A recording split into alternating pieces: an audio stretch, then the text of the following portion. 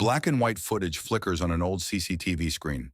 The images are grainy, almost ghostly, as a torrential downpour turns the world to swirling streaks of gray. It is past midnight, and the camera perched high on a rusted pole overlooks a narrow dirt road leading into the forest outside Whisper Hollow, Montana. There in the glare of lightning, a figure emerges, a young girl, perhaps 13 or 14. She runs, her hair plastered to her face, red jacket soaked so thoroughly it looks nearly black in the camera's dull illumination. The timestamp in the bottom corner reads September 10th, 4 years ago. No one knows exactly why the girl ran out into the storm. The footage is silent except for the crackle of static, but her urgency is evident in every movement. She casts a terrified glance over her shoulder as thunder cracks the sky. Then, as if responding to some unseen presence, she darts toward the tree line. Her footsteps kick up muddy water with each desperate stride. Lightning flashes again, revealing a shape in the darkness, a large horse coat black as ink except for a distinctive white star on its forehead. It stands near the road's edge, half submerged in swirling rain. The girl hesitates, appears to call out, though we hear nothing, and moves toward the horse. For a moment it seems the two share a silent exchange. Then in the next flash of lightning, both disappear into the trees. A final burst of white light flares across the screen. The camera flickers, buzzes, and goes dead. The last grainy image lingers, the black horse's eyes reflecting the lightning as the girl vanishes at its side. No one in Whisper Hollow ever forgot that night, nor did they forget the tragedy that followed. A sharp September sun warms the fields around Whisper Hollow. Golden leaves drift through the crisp air, carried by a breeze that smells of pine and impending change. The town is alive with preparations for the annual harvest fair. Stalls line the main street showcasing handmade crafts, pies, and preserves. Children run around excitedly greeting neighbors who seem more like extended family. Rachel Whitlock moves among them, a forced smile on her lips. She is in her early 40s, once known for her bright, engaging presence as the local elementary school's music teacher. Today her face looks tired, as though some piece of her has remained in mourning all these years. She stops at a booth offering hot cider. The vendor, a kindly older man named Hank, hands her a steaming cup. "Nice to see you out here, Rachel," he says softly. "Yes. Trying to keep busy," she murmurs. She sips the cider and peers across the bustling fairgrounds. Families have gathered near the fenced area, where a few tame ponies are giving rides to the younger kids. A wave of memories flickers in her eyes, a different time, a different child, her daughter laughing on a pony's back. Rachel exhales as though trying to push that memory aside. Nearby stands Noah Whitlock, her 9-year-old son. He's slender, with solemn eyes that rarely meet another person's gaze. Noah is silent, as he has been for the past 4 years. Since the night his older sister disappeared, words have been locked behind an invisible barrier. He communicates through gestures, drawings, and occasionally quiet humming. Today he stands fixated on the ponies, as if he's trying to decipher some secret.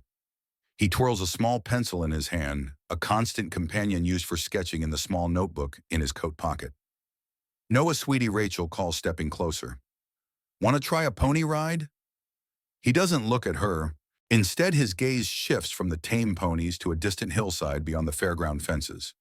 The sky over that ridge is bright with midday sun, but for some reason the sight makes Rachel uneasy. Sheriff Clay Monroe strolls by, tall, with a weathered face and a quiet authority. He offers Rachel a polite tip of his hat. "Morning," he says. "Morning, Sheriff. How's the cider hot?" "Sweet. Just what we need." She attempts a smile. His gaze flickers to Noah, who remains intently watching the horizon. "He doing okay?" the sheriff asks gently. "Same as always," Rachel replies with a sigh. "He's here, at least." Sheriff Monroe nods his eyes, carrying a weight of his own regrets. Most folks in Whisper Hollow suspect he still blames himself for not solving the mystery of Rachel's daughter that stormy night. The mention of that tragedy is seldom overt, but it lingers in every conversation like a ghost overshadowing the harvest fair's cheerfulness. Noah drifts along the fair stalls, his pencil spinning in restless circles between his fingers. He settles near a makeshift corral, where a local horse owner, Debbie Carson, displays her well-groomed quarter horse for show. The horse, a gentle mare, stands calmly as children pet her muzzle and feed her carrots. Noah doesn't approach, but stands just outside the corral, a puzzled crease on his brow. Rachel, sensing his curiosity, moves to stand beside him. "You can pet her if you want," she says softly. Debbie's mare is real calm. Noah tilts his head. He glances from the mare to the hillside again. Something about that far ridge holds his attention more strongly than the docile horse in front of him. He slides a small notebook out of his coat and starts sketching. Rachel tries to see what he's drawing, perhaps the shape of a horse. She can't tell as he shields the page slightly. A sudden shout breaks the fair's jovial buzz. People turn to see a man sprinting toward the pony ride area, shouting frantically. His young daughter has tripped near a skittish pony, and the pony rears back. The child screams. Immediately, a handful of fairgoers rush over, including the sheriff, working to calm the pony and help the child to her feet. Noah's eyes widen, not in fear, but in a kind of deep, intense focus. He seems to take in every detail of the commotion, the pony's startled breathing, the swirl of dust, the father's panicked face. Then, as soon as the tension eases, he returns to his quiet state, flipping a page in his notebook. He sketches more the lines on his page, revealing frantic shapes and arcs. Rachel exhales, relieved no one was hurt. She touches Noah's shoulder gently. He doesn't pull away, but he also doesn't lean into her. That night 4 years ago carved a gap between them that never fully healed. She wonders if it ever will. As the fair continues, Rachel tries to help with small tasks, handing out cups of cider, guiding children to the arts and crafts table. She can function in these short bursts of normalcy, but behind every smile is the ache of memory. She glances occasionally toward the old commemorative board near the town gazebo. It displays photos from the last few harvest fairs. In one of them from 5 years ago stands her daughter Elise, bright-eyed, holding a small ribbon from a pony race. Rachel avoids looking too long. Noah, meanwhile, wanders again toward the pony rides but veers past them. A path beyond the fairgrounds leads to the outskirts of a wooded area dotted with tall pines. He hesitates at the threshold, gazing into the shadows of the trees. Something about it calls to him. Noah, Rachel's voice behind him. "Stay where I can see you." He half turns, acknowledges her with a minimal nod. Usually he obeys instantly, but she sees that look in his eyes like he's somewhere else. She steps forward, tries to guide him back to the fair. He resists just enough to startle her. Then he lifts the small notebook again, pointing at a shape he's drawn, the silhouette of a large horse's headstar on its forehead. It reminds her painfully of the horse from that night's rumor, a black Mustang the townspeople whispered about, the one they claimed her daughter chased into the storm. Rachel's heart clenches. She gently closes Noah's notebook. "That's enough, honey," she murmurs, her voice tight. They head back to the stalls, but an unsettled air lingers around Noah. By dusk, strings of fairy lights glow around the fairgrounds. Music drifts from a small stage where local teens pick country tunes on guitars and fiddles. Groups of neighbors chat animatedly, and the evening's festivities take on a more relaxed charm. Rachel stands near a long picnic table, politely refusing offers to dance or share a drink. She's searching the crowd for Noah, who she lost sight of for just a moment. He's usually so predictable, so still. But a prickle of anxiety climbs her spine when she doesn't immediately spot him. She walks faster, scanning the tables laden with baked goods, the lines of people waiting for the chili cook-off. No sign of her son. Noah, she calls more to herself than to the crowd. Nothing. Worried now, she hurries toward the pony ride section. He often returns there. Empty. The ponies have been taken in for the night. Debbie Carson is piling up hay bales, but she hasn't seen Noah. Rachel's breath quickens. She hastens to the sheriff's booth on the far side of the fairgrounds near the entrance gate. Sheriff Monroe sees the panic in her eyes before she speaks. "He's missing," she rasps. "Noah? I can't find him anywhere." The sheriff stands up straight, tension forming in his jaw. Memories swirl behind his eyes, a stormy night, another frantic mother, another lost child. "All right, let's not panic yet," he says, voice calm but urgent. "He might just be exploring. We'll find him." His hand goes to his radio. Within minutes, a small group of volunteers organizes to sweep the fairgrounds. Flashlights click on as the early autumn sky fades to deep blue. Rachel's heart pounds so loud it almost drowns out the searching voices, Noah, Noah Whitlock. He doesn't respond. The fair's laughter and music have transformed into a background of tension. People glance around, concerned. They recall 4 years ago the missing teenage girl, the heartbreak that followed. Is it happening again? Evie. After 20 minutes of searching the fairground perimeter, one volunteer calls out. Over here, the small crowd converges near a patch of soft dirt by the fence. A single footprint, smaller than an adult's, points away from the fair and toward the wooded trail. Rachel clutches the fence rail, dread surging in her. That path leads deeper into the pine forest, up toward a ridge that overlooks the entire valley. Beneath the faint glow of moonlight, it looks foreboding, a place of secrets and old tragedies. Sheriff Monroe sets a hand on Rachel's shoulder. We'll get the flashlights and fan out in that direction, he says gently. He can't have gone far. Her throat feels tight. She nods, forcing words past a lump in her chest. He doesn't talk. If he's scared, he won't. He can't call out. The sheriff's expression hardens with resolve. He calls over the radio for more volunteers, possibly even some horses to ride up the ridge. Rachel stands there, mind-whirling, shoulders shaking. She thinks of Elise, the daughter she lost, the last child who ran into that wilderness at night. Now Noah, too, a murmur spreads among the volunteers. Could he have followed an animal? He likes horses. Maybe he saw one slip away. Rachel doesn't want to hear it. She refuses to believe that the same black horse, if it even exists, would appear again. Another piece of her heart cracks at the possibility.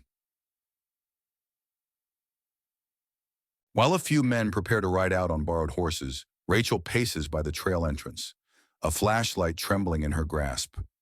Sheriff Monroe steps aside with her for a moment. Listen, he begins in a hushed tone. I never told you every detail about that night with Elise. Rachel feels her pulse hammering. She has avoided this conversation for years. I'm not sure I can handle, she starts. I know, the sheriff sighs. But I need you to understand something. There was evidence. Footprints leading out the same trail. And well, we found horse tracks too. Large, unshod. Probably a Mustang. So you believe that rumor that a wild black horse lured my daughter? I don't know about lured, but there was definitely a horse out there that night. Some folks saw glimpses. Then it vanished. She can't hold his gaze. Her mind is a swirl of guilt, anger, sorrow. For 4 years, she had convinced herself Elise ran into that storm, for reasons unknown. But part of her always feared that horse rumor. Maybe it wasn't a myth. Now with Noah missing same trail, the sheriff continues reluctantly. I don't want to spook you, but we have to face the possibility. Rachel's fists clench around the flashlight. She can't breathe. Finally, she forces herself to nod. Then let's go. We can't wait. The search party forms quickly, 8 people, including the sheriff and Rachel, plus 2 borrowed horses for faster scouting. They spread out along the narrow path leading into the forest. The pine needles muffle their footsteps. Moonlight filters through the tall trees and dappled patches, while flashlights carve shifting beams in the darkness. Rachel moves in the main group with Sheriff Monroe. Every rustle in the underbrush sets her on edge. The forest is alive with the hush of wind, the distant hoot of an owl, the crack of a branch somewhere unseen. Noah they call softly, so as not to scare him if he's hiding. Noah, it's Mom. Where are you? No reply. The path climbs steadily. Occasionally they see a faint hint of footprints or scuffs in the pine needles that could belong to a child.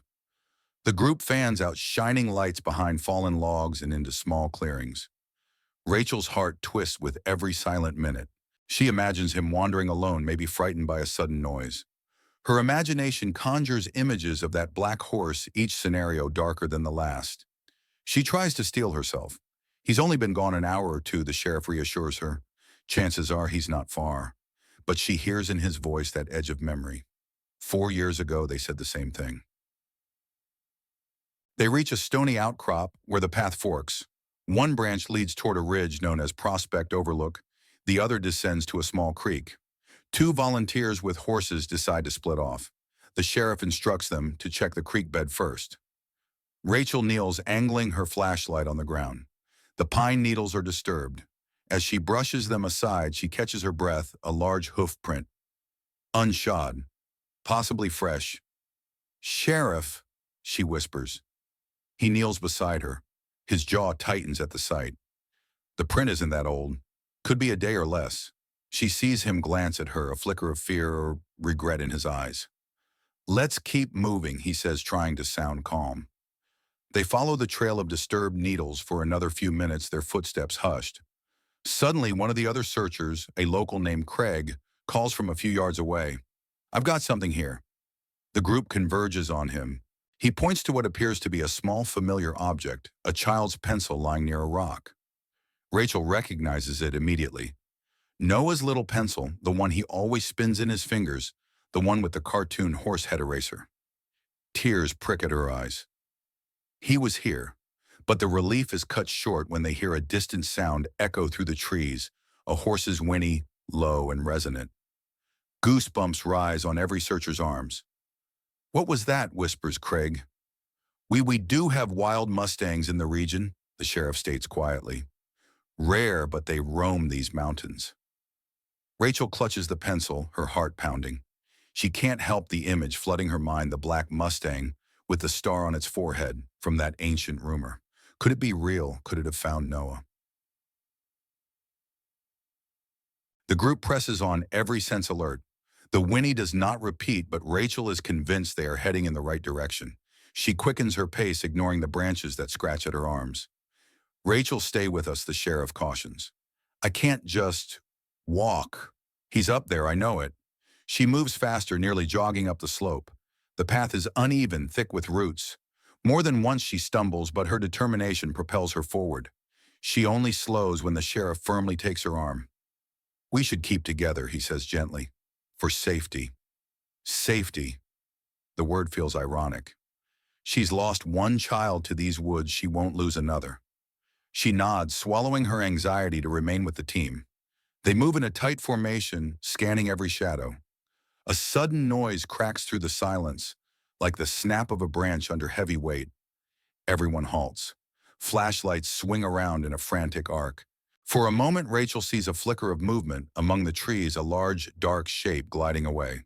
She sprints after it, ignoring the sheriff's call to wait. Her flashlight beam bounces wildly through the pines.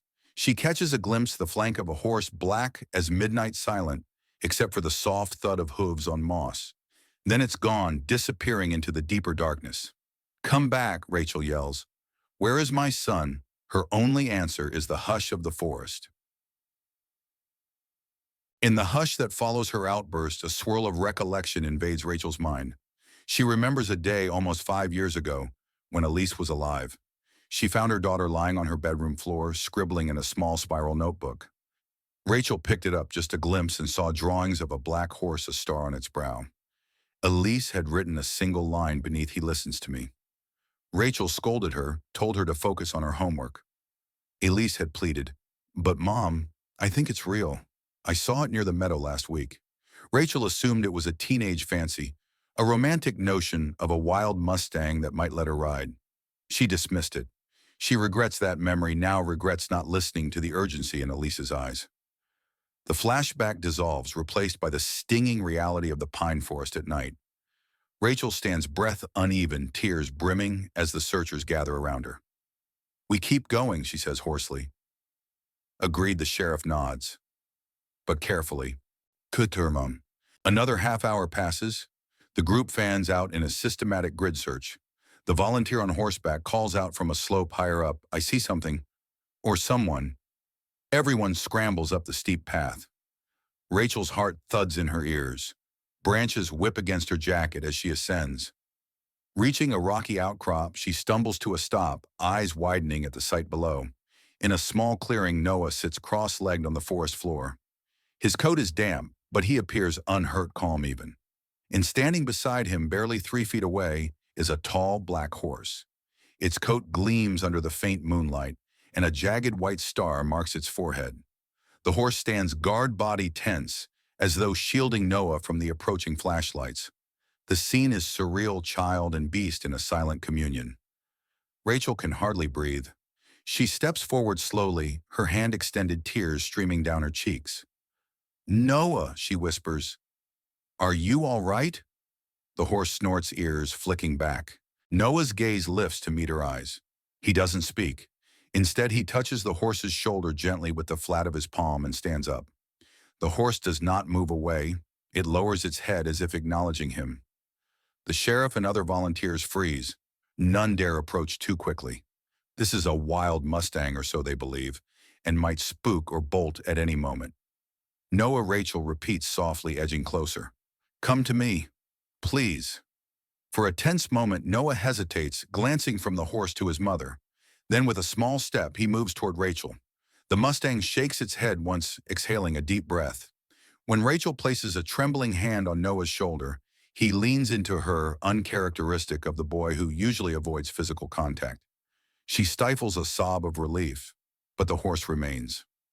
Sheriff Monroe quietly signals for the volunteers to lower their flashlights to reduce tension.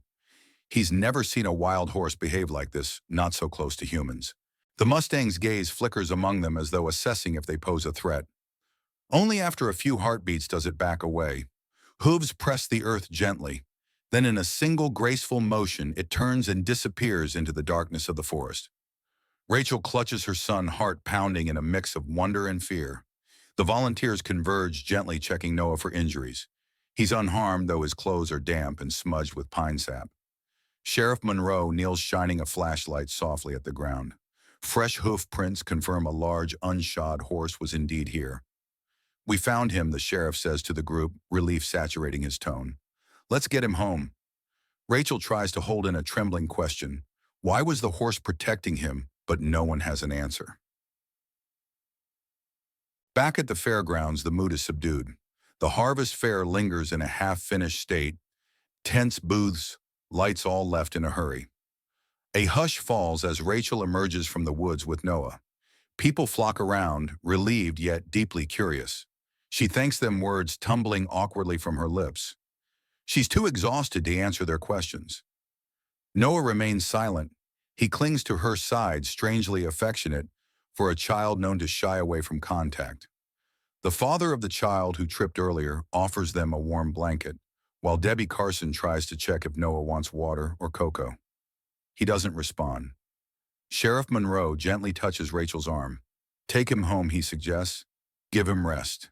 We can talk tomorrow." She nods gratefully.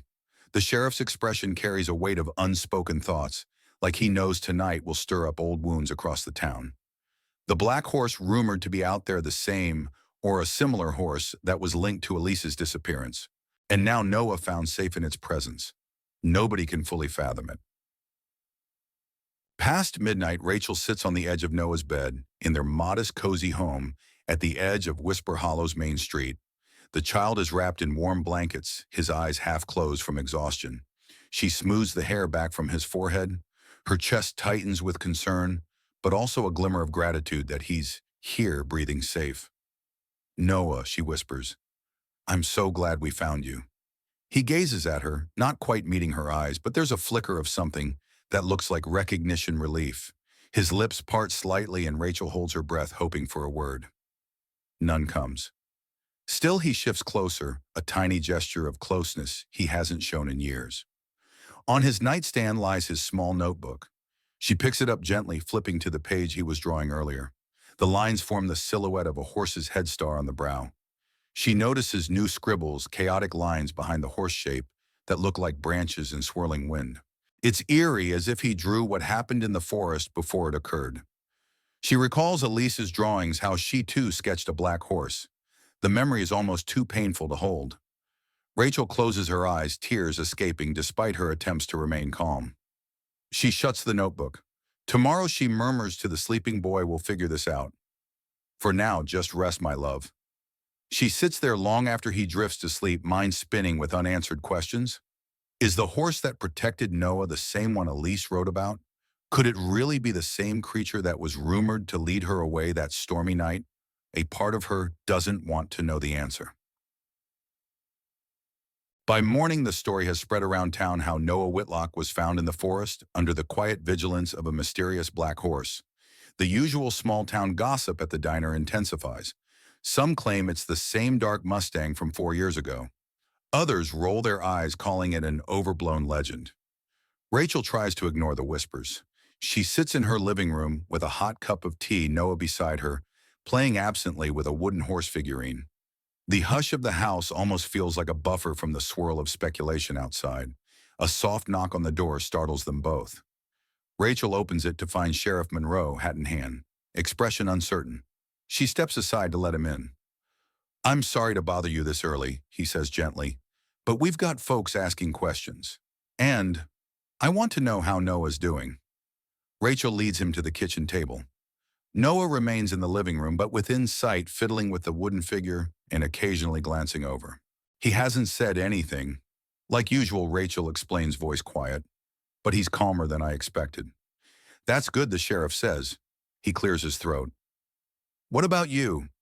You all right?" She exhales a shaky breath. "I don't know. It's all so strange. That horse, it's like it was protecting him or guiding him." She hesitates. "Clay, do you think it's the same horse that Elise?" He rubs the back of his neck, looking uncomfortable. There aren't many black Mustangs with a star like that in these parts. "It's likely." Rachel closes her eyes, swallowing a wave of emotion. The sheriff folds his hat, then sets it on the table. "Look, I should probably mention 4 years ago, I found tracks that matched a large, unshod horse leading away from where Elise's trail ended. I tried to follow them, but the storm washed out most prints and we lost any trace. I never told you because—" He trails off, regret evident. "Because you couldn't help me get her back," Rachel finishes for him, her voice thick. "Yes," he admits. "I failed then. I don't want to fail now." She flinches at that word fail. It resonates with her own guilt. After the sheriff leaves, Rachel checks on Noah. He's flipping through his notebook again, as though searching for a particular page. Then he begins a new drawing. She observes from a short distance. He draws the horse's shape, but this time there's a second figure near it, vaguely childlike, with lines that might represent a long coat or a swirling breeze. It's reminiscent of a girl's silhouette. A chill sweeps over Rachel. She can't help but see a resemblance to Elise, or at least some memory of her. She steps closer, gently placing a hand on the notebook. Noah pauses, looking up at her with wide eyes. He doesn't resist as she turns the page to see more. Another sketch, a swirling shape that might be a storm cloud, a flash of lightning, and that same horse's star. The lines are frantic, full of tension. "Honey," she says softly, "did you see anything else in the forest? Another person, or something from the past?" No response. He withdraws the notebook. She doesn't push. But the knot in her stomach tightens. Something about the horse triggers memories in Noah's mind, maybe tied to the sister he barely mentions. By midday, Rachel's anxiety drives her to rummage through a small box in her bedroom closet, a place she hasn't touched in years. It contains some of Elise's belongings, photographs of smiling teenage moments, ribbons from 4-H events, and a small spiral-bound journal. Hands trembling, Rachel flips through the journal's pages. Elise had doodled the same black horse star on the forehead multiple times. One entry, dated just a week before she vanished, reads, "I found him again in the meadow. He's hurt. I tried to approach, he let me. Mom would freak if she knew. But I can't just leave him." Tears blur Rachel's vision. So it wasn't just a fantasy. Elise truly encountered this horse and formed some kind of bond. Another sentence jumps out. "He listens. I feel like he understands me when no one else does." Rachel closes the journal, pressing it to her chest. How could she have missed all this? Guilt mixes with heartbreak. Now history seems to be repeating with Noah, except she prays the outcome won't be the same. Late afternoon, Rachel calls the sheriff, asking him to come by again. She shows him Elise's journal. They sit at the kitchen table, tension thick in the air. She wrote about the horse being hurt. That might be how she gained its trust, Rachel explains. It let her close enough to see a wound, maybe on its leg or flank. Then the storm, the sheriff murmurs, flipping a page. He finds an entry from the day before Elise disappeared. "I'm going back tonight." He limps badly. "I'll bring bandages. If only Mom would understand, but she thinks it's just a wild animal." Rachel has to swallow a sob. She had argued with Elise that evening, told her not to be ridiculous about so-called wild Mustangs. Elise never mentioned it again, likely to avoid confrontation. She was trying to help it, Rachel whispers. And I pushed her away. The sheriff sets the journal down gently. What if that horse never forgot, he suggests, voice hushed. What if for some reason it recognized your daughter's family and Noah? It sounds implausible, yet the memory of seeing that horse calmly guarding Noah last night is fresh in their minds. Animals have uncanny instincts sometimes. Wild horses can remember kindness or trauma for a long time. So what now? Rachel asks, voice trembling. Noah won't talk. I'm terrified he'll wander off again if it comes back. We keep watch, the sheriff says. We can't lock Noah in the house, but we can make sure we know where he is. And if the horse shows up, we try to approach carefully. Rachel nods, uncertain but resolute. She can't lose another child. That evening, Rachel cooks a simple supper, soup and bread. Noah eats quietly, though more engaged than usual. Once in a while, he lifts his gaze to meet hers. She tries to offer him calm reassurance. After dinner, she tidies the kitchen, while Noah sits near the living room window, gazing at the darkening sky. The wooden horse figurine rests on his knee, and he runs a fingertip over it. A minute passes in stillness. Then in a voice so soft she almost doubts her ears, he says one word. Ash. Rachel nearly drops the dish in her hand. She turns quickly. Noah, what did you say? He looks at her, brow furrowed, as though he's not sure what he just did was real. A single tear escapes her eye. A name, she asks gently. Is that what you're calling the horse, Ash? He doesn't repeat it, but something about his stance tells her yes. She kneels beside him, resting a hand lightly on his shoulder. Her heart races with a mixture of hope and fear. It's the first word he's spoken in 4 years, ever since Elise disappeared. Ash, she whispers, tasting the name. That's a beautiful name. Noah glances back out the window, gaze drifting into the night. She notices the faintest of smiles on his lips. 2 hours later, as the household settles for the night, Rachel tucks Noah into bed. She flicks off the main light but leaves a small night lamp shaped like a crescent moon. Outside, a breeze rustles the few leaves left on the trees, and the hush of Whisper Hollow at midnight wraps the house like a blanket. Rachel stands by the window in the living room, staring at the faint silhouette of the ridge in the distance. She imagines the black Mustang Ash roaming the forest under the moonlight, perhaps searching for something. Or maybe simply existing, a ghost of memory, bridging the gap between past and present. She thinks of Elise's journal, the line he listens. I feel like he understands me when no one else does.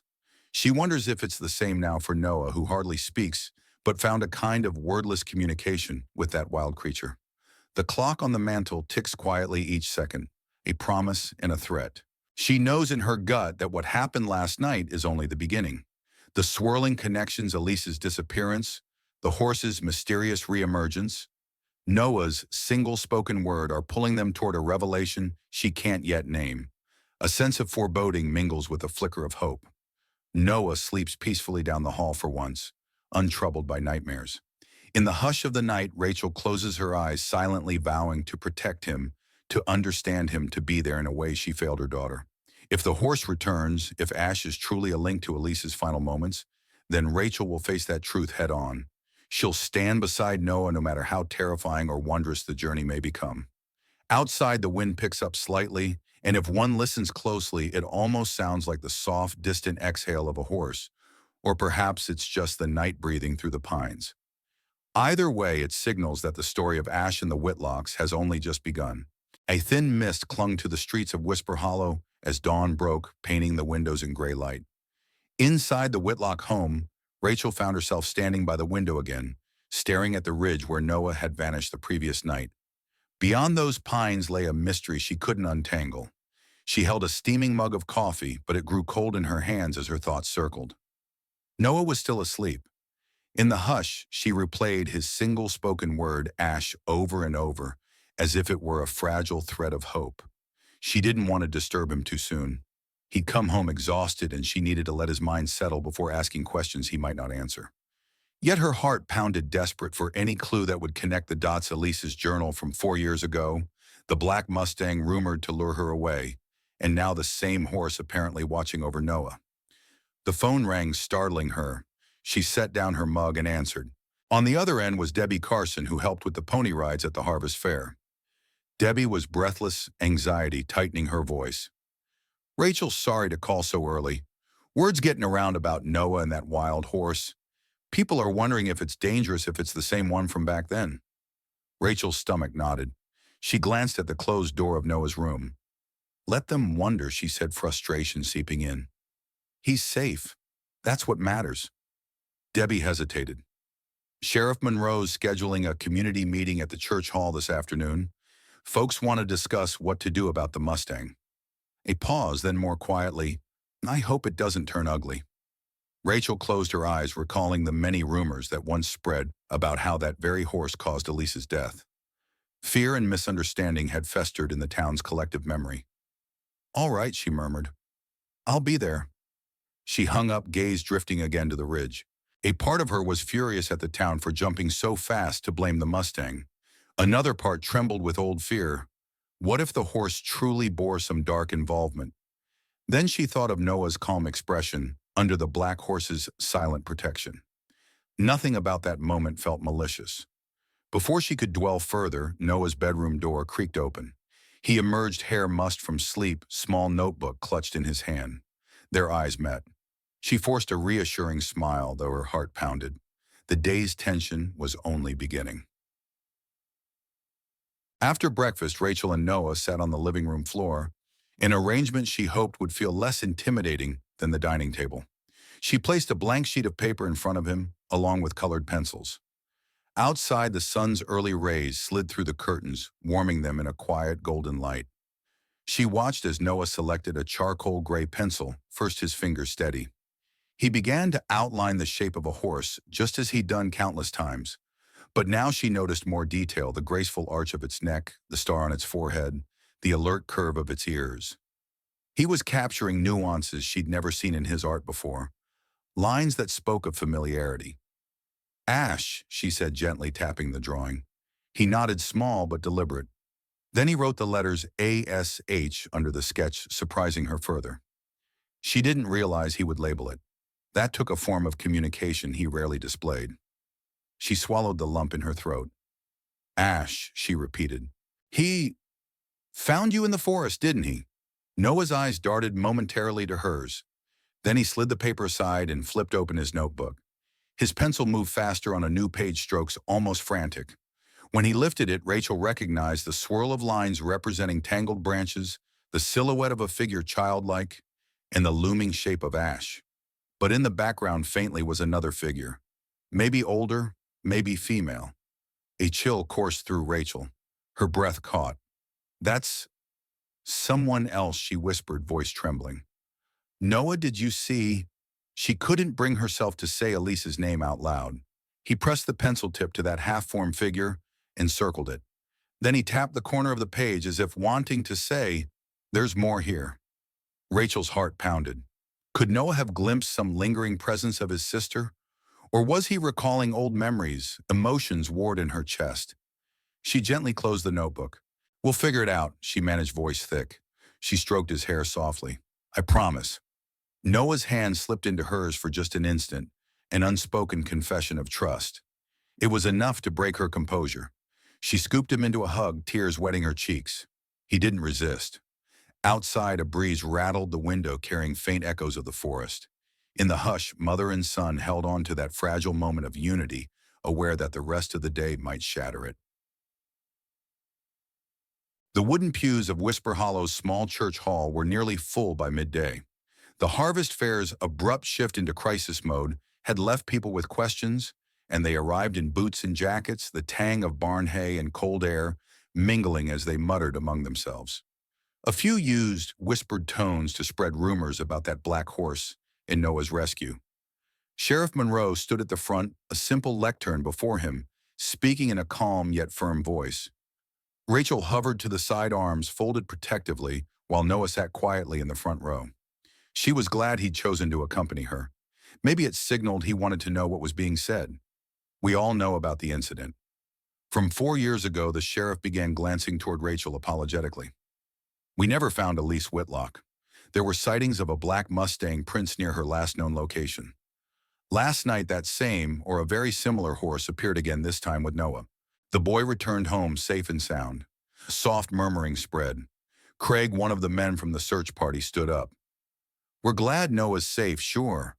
But what if this horse is dangerous? Folks have been spooked by it for years. Dangerous? Rachel's voice rose unbidden, surprising even herself. She stepped forward. If it was dangerous, it wouldn't have protected my son. It wouldn't have stayed with him until we found him. Some nodded, others frowned. Debbie Carson cleared her throat. Look, not every wild animal is vicious. But it's a wild Mustang, right? We can't just let it wander into town or lure children away. A stir of agreement rippled through the hall. Rachel's face flushed. It didn't lure Noah anywhere, she insisted. He wandered off on his own as far as we can tell. Ash the horse just helped him. A tall, broad man in a ranch hat, Ron Peterson, stood with an air of authority. I run cattle near the slopes. If there's an aggressive Mustang near my range, I have a right to protect my property. We're not discussing shooting it, are we? The sheriff cut in, voice stern. Because that's not how we do things here. Mustangs are protected to a degree, especially if it's not actively harming anyone. An awkward pause fell. Rachel sensed a tension that could easily escalate. The sheriff sighed, leaning on the lectern. My suggestion: we keep an eye out. We document any sightings. If the horse shows up around residences or endangers people, we'll coordinate with wildlife authorities, maybe relocate it. Until then, let's not jump to conclusions. Rachel felt relief that the sheriff was advocating caution, but the uncertain looks among the townsfolk showed not everyone agreed. For some, the mysterious horse was an omen of tragedy, especially given Elise's disappearance. For others, it was a curiosity. For Rachel, it was something else entirely, a thread connecting her lost daughter and her silent son.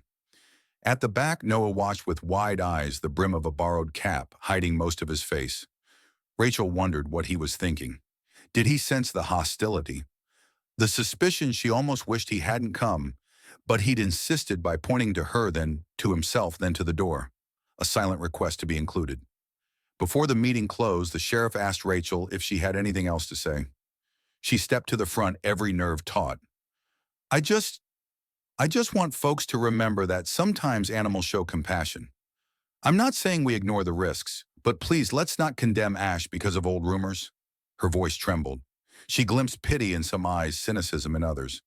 She returned to her seat, chest tight, uncertain if her words had made any real impact. The meeting adjourned. People dispersed in small knots, muttering about Mustangs, lost children, and the fairness of letting a wild horse roam free. Rachel helped Noah into his coat, thankful he'd stayed calm through the gathering. She turned to leave, heart pounding from the emotional strain. Outside, the midday sun was bright but provided little warmth. In the gravel parking lot behind the church, a couple of men were deep in conversation about how someone might have to take matters into their own hands. The words made Rachel's stomach churn. She guided Noah to her old SUV parked near the edge of the lot. Just as she opened the driver's door, Ron Peterson approached, his brow creased with concern or annoyance. Rachel couldn't tell which. He tipped his hat out of habit, but the gesture felt tense. Ms. Whitlock, he began. I'm glad your boy's safe, truly, but I've lost calves before to Mustangs, or at least that's what I believe happened. These animals don't always mean well. Rachel squared her shoulders. Ash isn't a rogue predator. He's a horse, not a mountain lion. Ron pressed his lips together. I get that, but a wild animal's unpredictable. If it starts messing around my property, I'll do what I have to do. Her pulse throbbed. She glanced at Noah, who was seated, already fiddling with his seatbelt. I'm asking you to leave that horse alone if you see it. Call the sheriff or me. It deserves a chance. Ron exhaled heavily. Look, I'm not heartless, but not all stories end kindly, Ms. Whitlock. Elise's sure didn't. The blunt mention of her daughter stabbed at her chest. She stiffened, voice shaking. If that horse had truly harmed her, do you think it would have just saved Noah? Ron seemed uncomfortable under her glare. His posture softened a fraction. I'm sorry for what happened. I just don't want trouble for my ranch or for anyone else. Without waiting for her reply, he turned and walked off, boots crunching in the gravel. She climbed into the driver's seat, hands trembling on the steering wheel. Noah gazed at her with wide eyes as if sensing her distress. She forced a wobbly smile, reaching over to squeeze his hand. "We'll be okay," she whispered, though uncertainty tightened her throat. Later that afternoon, Sheriff Monroe stopped by the Whitlock house. Rachel invited him in, noting the lines of fatigue etched on his face. While Noah rested in his room, likely drawing again, the sheriff and Rachel sat in the kitchen, steaming cups of tea between them. "I saw Peterson corner you earlier," he began. "Wanted to make sure he wasn't threatening you." Rachel shook her head. "Not directly, no. He's just worried about his cattle. But it's more than that. People still blame the horse for Elise. For them, it's a menace or some cursed spirit." He nodded grimly. "It's an old fear. Folks around here pass stories from generation to generation. The idea of a devil horse that roams the hills preys on imaginations." He sipped his tea. "I'm worried someone might take a shot at it or set traps." Rachel's heart sank. "We have to protect it. I know it sounds strange, but that horse is part of this puzzle. It's tied to Elise and to Noah's sudden word. There's something about Ash." She couldn't find the right words, but the sheriff caught the gravity in her voice. He clasped his hands together. "Rachel, I need you to know something else. 4 years ago, I found a trail near where Elise's footprints ended. It led toward a smaller valley behind the ridge. I followed it a mile or so, but the storm made it impossible to continue. I suspect that area might be where the horse roams, where Elise might have gone that night." His gaze was heavy with regret. "I gave up when conditions got too rough, but now I'm thinking we should search it again. Maybe it holds a clue that can give us closure about Elise, or help us understand how this horse links to your kids." A swirl of emotions coursed through her. She'd spent years both dreading and craving any new lead about Elise. "You really think we might find something after all this time?" "Who knows," he sighed. "Nature can bury secrets quickly, but also preserve them in unexpected ways. If you're willing, we can head out there tomorrow. Discreetly. I'll bring a couple of the men from the search party who are respectful of the situation. No rumor mongers. We keep it quiet so no one starts an uproar." Rachel's heart hammered. Fear mingled with a flicker of hope. "Yes, let's do it. But I want Noah to stay behind safe." He nodded. "Of course, I'll have Debbie or someone you trust watch him." They fell silent, each weighed by the potential heartbreak or resolution that might lie ahead. Night fell gently over Whisper Hollow, the sky clear and filled with sharp stars. Rachel helped Noah into pajamas and guided him through a quiet bedtime routine. He seemed subdued, as if sensing an undercurrent of tension. After a warm bath, she tucked him in, brushing damp curls from his forehead. The nightlight cast a soft glow across his walls, where a few of his simpler drawings hung taped, mostly horses or swirling shapes reminiscent of the forest. "You'll stay here with Debbie tomorrow," she told him softly, though she wasn't sure how much he absorbed. "I need to check something with the sheriff. Just grown-up stuff." Noah blinked, then pointed to himself, then to the door in a gesture that implied he wanted to go wherever she went. She gently shook her head. "I'm sorry, honey. Next time, okay? I promise I'll come back soon." He sighed, sinking back into the pillows. She stroked his hand until his eyelids began to droop. But once he seemed asleep, she rose and made her way to the living room. Sleep felt impossible for her. Tomorrow they'd revisit the route that might hold answers about Elise's final moments, answers that could confirm the horse's innocence or complicity. Her emotions tangled in knots. Lost in thought, she nearly jumped when she heard a soft footstep. Turning, she found Noah standing in the hallway, hugging the wooden horse figurine to his chest. He looked at her with a quiet urgency, then padded over to the window. He pulled the curtain aside and pressed his palm against the glass. Rachel's gaze followed. The backyard was dark, a fence, a few silhouettes of trees. No movement or shape resembling a horse. Yet Noah kept staring, as though he expected something to appear. She laid a hand on his shoulder. "Nothing's out there, sweetie. Just the night." He inhaled slowly, then exhaled, leaving a faint fog on the glass. He placed the figurine on the windowsill, almost as if making an offering or an invitation. Then he turned to her, eyes shining with an emotion she couldn't decode, and whispered soft as breath Ash.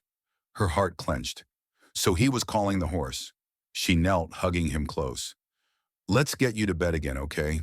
If Ash comes, I'm sure we'll know. The boy allowed her to guide him back. Once he lay down, he clutched the small horse statue tight.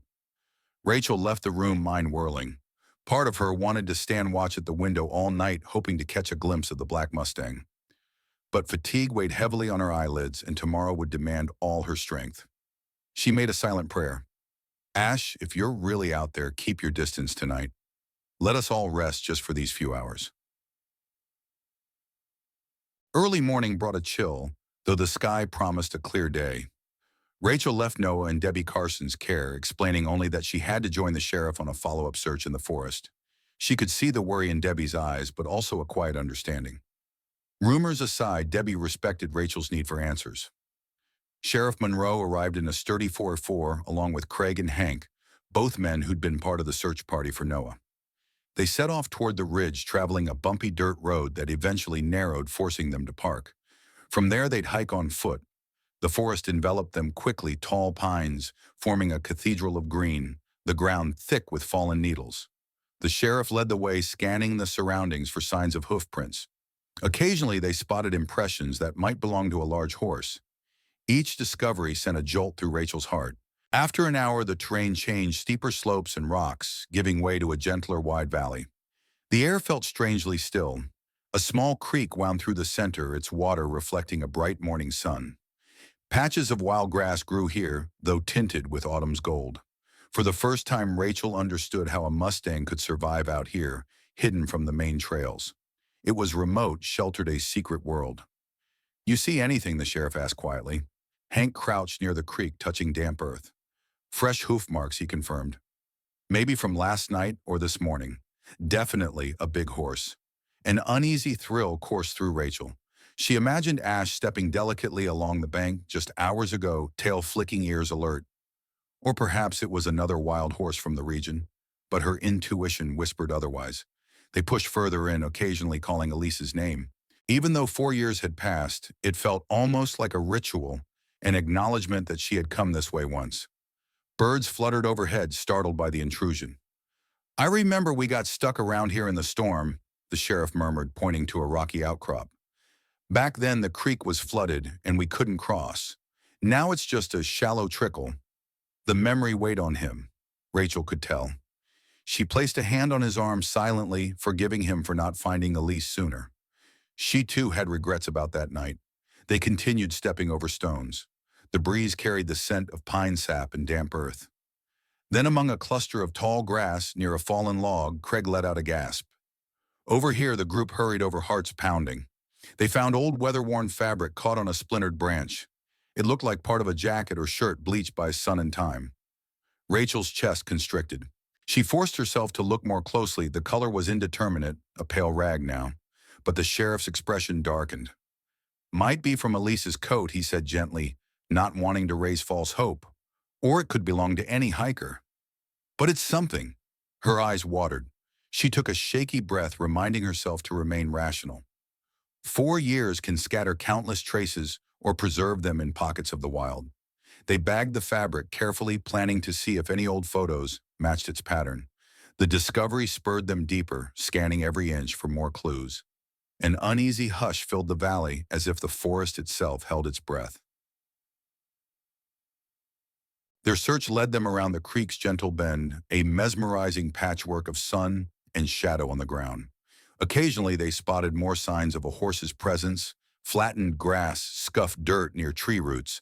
The prints meandered, suggesting the animal roamed freely, unhurried. Suddenly, a distant sound pricked Rachel's ears, the faint thud of hooves. The group froze, listening intently. The sheriff raised a hand for silence. Another sequence of hoofbeats drifted toward them, echoing off the valley's natural walls. Then a sharp snort. Heart pounding, Rachel exchanged a glance with the sheriff. They pressed forward in cautious steps, drawn by the possibility of seeing the black Mustang.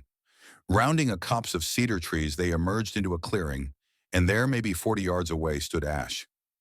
He was magnificent in daylight. His coat a sleek black sheen with that white star caught the morning sun. Muscles rippled as he shifted, glancing up at them with keen eyes. For a heartbeat, time stood still. Rachel's breath caught in her throat. If Elise had truly been with this horse, once it wasn't hard to imagine how she might have seen him as something almost mystical. The sheriff eased forward, hand extended, like he was greeting a wary dog. "Easy there," he whispered. "We're not here to harm you." Ash snorted, ears flicking. His stance was tense but not panicked. He eyed them as though weighing their intentions. Craig tried to circle slightly to get a closer look, but that caused a reaction. Ash trotted back a few paces, stamping the ground with a hoof. "Don't corner him," Rachel urged softly. She felt an overwhelming urge to speak to the horse, to say something about Elise or Noah. Silly as it sounded, she believed it might understand. Her body trembled with emotion. She forced herself to remain calm, inhaling the crisp air. Another step gently. Then Ash jerked his head, glancing beyond them. In a rush of movement, he pivoted, trotted across the creek, and galloped into the thicker pines. The group hurried to follow, but quickly realized he outpaced them easily in this rugged terrain. They halted at the creek, hearts pounding. The sheriff let out a soft curse of disappointment. Hank scanned the tree line but caught no more glimpses of dark motion. The horse had vanished as swiftly as it appeared. "Well," Craig said, voice hushed, "at least we know he's real, and he's definitely roaming this valley." Rachel stood, water swirling around her boots as she processed what she'd just seen: Ash in broad daylight, a proud, wild presence. She sensed no malice in him, only wariness. The sheriff's features were grim. "We keep looking around for any more signs. Then we'll take the fabric piece we found for possible testing. Let's hope it yields something." With renewed determination, they pressed on the memory of Ash's powerful silhouette, etched into their minds. Further along the valley, the group fanned out. It was nearing midday, the sun cresting overhead. The sheriff mentioned they could search for another hour or two before heading back. Rachel felt each minute press on her heart. Part of her wanted to linger, indefinitely hoping that some definitive proof of Elise's fate might appear. They reached a sloping area where the grass thinned. Here, large boulders jutted from the earth, forming a natural labyrinth. The sheriff and Craig took one side, while Rachel and Hank took the other. She climbed gingerly around the rocks, keeping an eye out for anything that stood out: more fabric, personal items, even jewelry that Elise might have worn. Suddenly, Hank called to her. She rounded a boulder and found him staring at a small depression in the ground. Within it lay scattered bones, not many but enough to make her heart lurch. For a split second, fear hammered in her chest. Could they be human? Hank swallowed. "Looks more like an animal, maybe a deer," he said gently, prodding a sun-bleached rib. "But we should let the sheriff check." Rachel's nerves prickled. She didn't want to see something horrifying, yet she signaled the others over. The sheriff bent down, studied them carefully, then exhaled. "Deer, I'm pretty sure. No clothing or anything around. Probably a predator's leftover meal." Relief mingled with an unsettling sense that the forest was full of remains, each bone a testament to the cycle of life and death here. She stepped back, shivering. The sheriff placed a reassuring hand on her shoulder. "If there was a chance they were human, we'd call it in. But this is normal wildlife. Sorry if that gave you a fright." She just nodded, forcing a tight smile. The group moved on. About 10 minutes later, as they skirted another patch of boulders, she noticed something half buried in the dirt. It glinted faintly in the sun. She knelt, brushing soil away with trembling fingers. Her eyes widened, a small metal charm shaped like a horseshoe attached to a broken chain. Her breath caught. Elise once had a charm bracelet with a tiny horseshoe piece. She'd worn it this summer before she vanished. Rachel recognized the shape from memory, though the chain looked tarnished and snapped. Heart thudding, she stared at the sheriff. This belonged to her," she whispered, tears burning her eyes. He crouched beside her, expression as solemn. "That's definitely not random. We'll bag it and check pictures." Emotions overwhelmed her. At least now there was proof Elise had come here. Possibly with the horse. Possibly in the storm. But had she left again, or did her journey end in these silent hills? She clutched the charm in her palm, feeling the weight of longing and regret. "I failed her," she choked out. "I never believed her stories about the horse. I never tried to understand." The sheriff's voice was quiet. "We both failed her in our ways. But we can't change that. We can only move forward, find the truth. For Elise's memory and for Noah." They placed the charm in a small evidence bag. The forest around them carried on indifferent to human sorrow. But Rachel felt a subtle shift, a sense that the valley had given them a piece of Elise's story, a piece that might lead to understanding, maybe even closure. With the sun dipping low, they decided to head back to the truck. The route was slow and reflective. Each of them seemed lost in private thoughts, the sheriff weighed by guilt and duty. Hank and Craig unsettled by seeing the Mustang and finding these personal relics. Rachel clutching the evidence bag as though it were a piece of her daughter's spirit. When at last they reached the vehicle, the sheriff paused. "Let's keep today's findings between us for now," he said, voice subdued. "No need to stir the entire town with half answers. I'll see if we can match that chain or the fabric piece to any old photos or descriptions of Elise's clothes." Rachel nodded. She didn't relish the idea of fueling more rumors. She climbed into the passenger seat, feeling exhaustion settle into her bones. As the truck rumbled along the rocky road, she stared out the window, mind replaying the image of Ash standing in that clearing, proud yet watchful. A wave of gratitude swelled in her for the way he'd stood guard over Noah. But doubt gnawed at her, too. If Ash was so benevolent, how had Elise ended up disappearing? Unless something else had happened, something beyond the horse's control. She pressed a hand to her eyes, longing for a simpler explanation, but knowing she wouldn't find it easily. They arrived back in town at sunset. The sheriff dropped her off at Debbie's place where Noah awaited. Before she climbed out, he gently touched her arm. "Rachel, I'm sorry if seeing those items stirred up pain, but it might help us find answers." She managed a tight nod, words failing her. He drove off, leaving her on the curb with the day's revelations swirling. Inside, she found Noah quietly drawing Debbie, flipping through a magazine. "Everything okay?" Debbie asked, eyes filled with gentle concern. Rachel forced a small smile. "Yeah, just tired." She bent down to Noah, ruffling his hair. He held up his drawing, Ash in a sunlit clearing.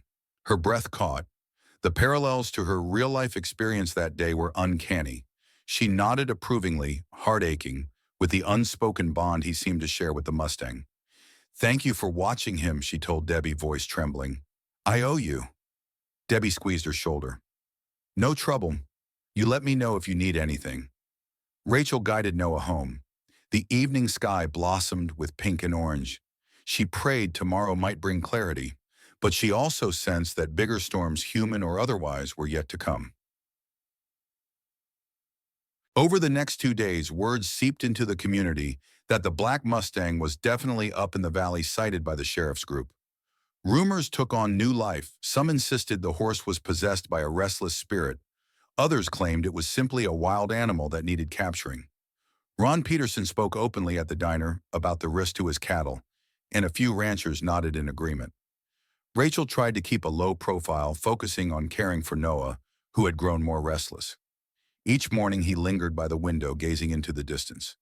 If she opened the door to let in fresh air, he'd inch onto the porch, scanning the tree line, as though expecting Ash to appear.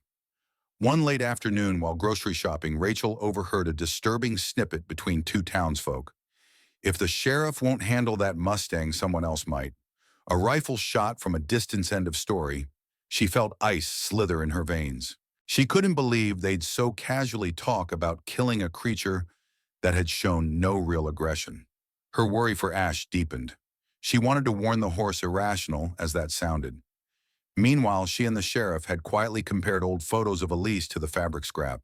The color matched the jacket Elise wore in a family picture a week before she vanished. The small chain was almost certainly from Elise's charm bracelet.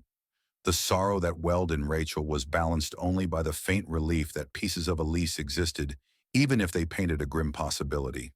Though the sheriff insisted on caution, Rachel felt compelled to do more. She spent an evening rummaging through Elise's old notebooks and drawings, searching for any mention of a hidden spot in the valley or a clue to her final day's plan. Most were half-formed teenage thoughts about the horse, about independence, about feeling misunderstood. In the margins, doodles of hoofprints led nowhere, yet the repeated word Ash caught her eye. She realized Elise might have named the Mustang the same name Noah had whispered.